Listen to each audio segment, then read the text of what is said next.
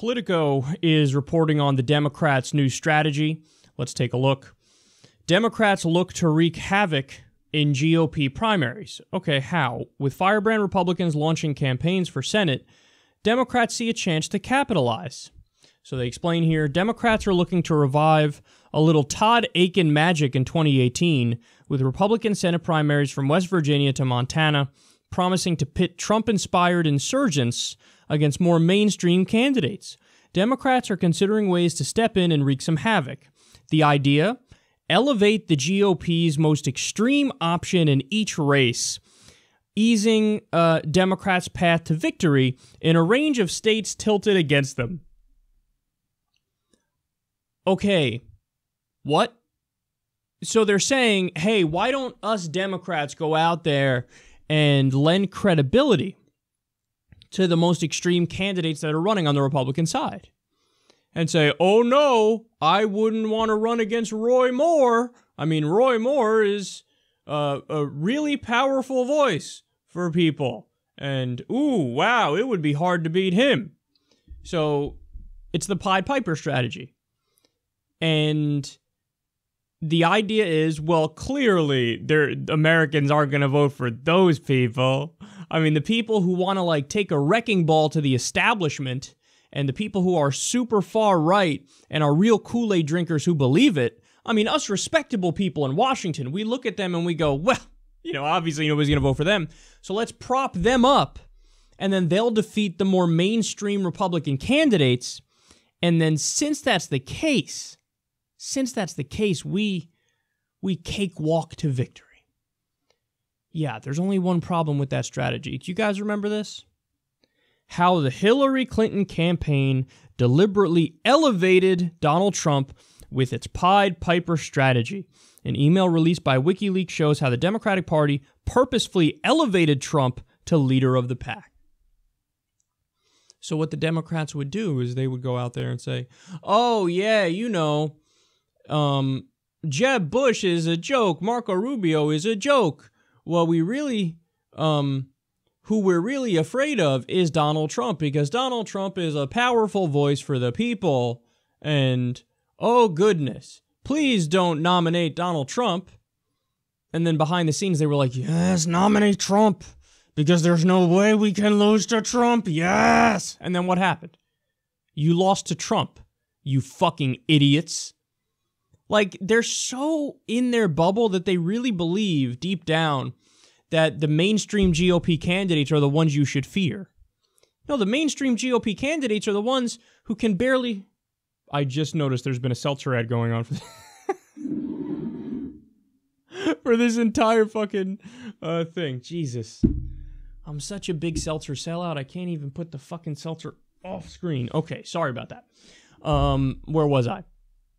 They really believe that the establishment candidates are... the ones who can win. Meanwhile, guys like Jeb Bush and Marco Rubio, they have the personality of a wet dish towel, and they can't even mask their dumbass policies where they're like, let's do tax cuts for the rich. Oh shit, did I say that out loud? Let's outsource more jobs and do more free trade deals.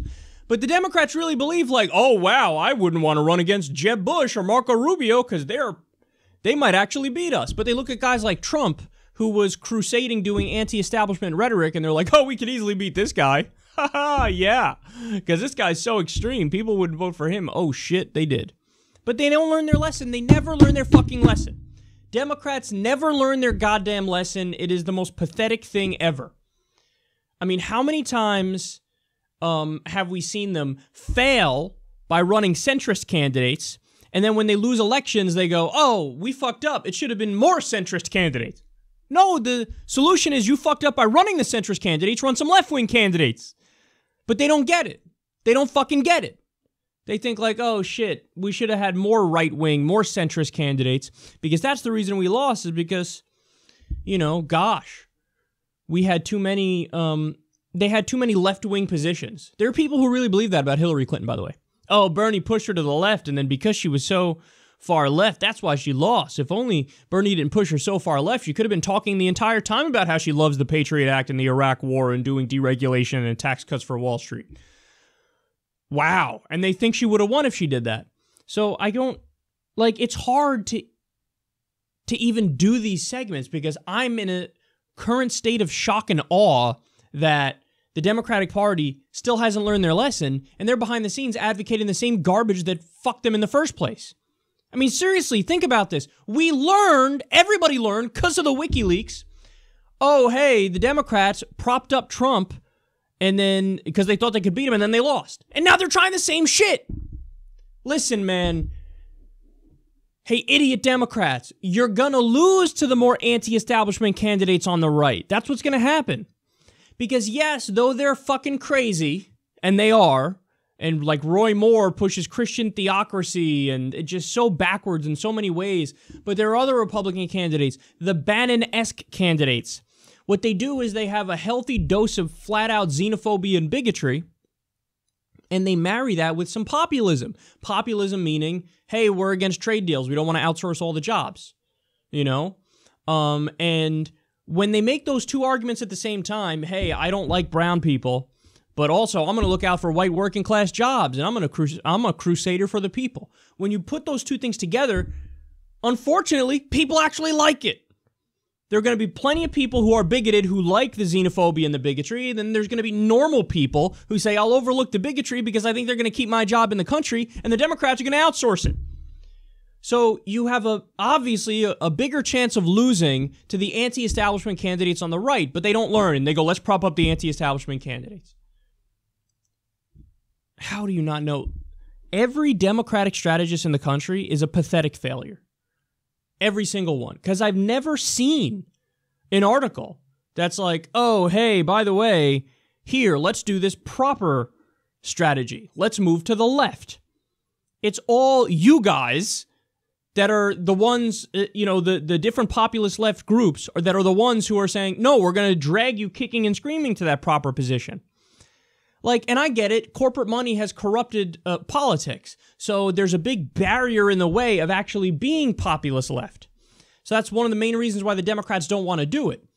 But there's not even a hint of like, hey, we know you can't actually serve the people, but at least campaign like you can serve the people. There's not even a hint of that. There's not even a hint of do this strategy and then we'll continue the status quo behind the scenes. It's just, no, we need to be more right-wing, more centrist, and prop up the anti-establishment candidates on the right because people love the establishment, right? And they'll vote for us. No, they won't. No, they fucking won't. So, God damn it, step aside, man. All these corporate Democrats and all the blue dog Democrats and all the shitty insiders in D.C., you have to go away because you are going to fail. That's a guarantee. And when you fail, the country fails because then you're leaving the country up to the even bigger monsters on the right. And, that means the Democratic Party isn't succeeding, the left isn't succeeding, so we're not getting our policies implemented, which, yes, are the policies the American people want, the populist left policies.